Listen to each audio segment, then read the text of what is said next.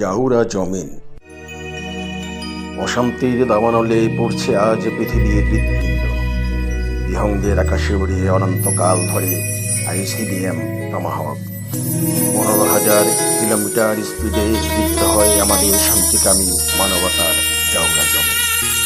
মেরিকায়েল দুই দানব সহোদর স্বয়ং শয়তান আজাদিরের করুণ রূপ নিয়ে অর্ধ শতাব্দী কাল জুড়ে গলবকরণ করছে বিশ্ব মানবতা।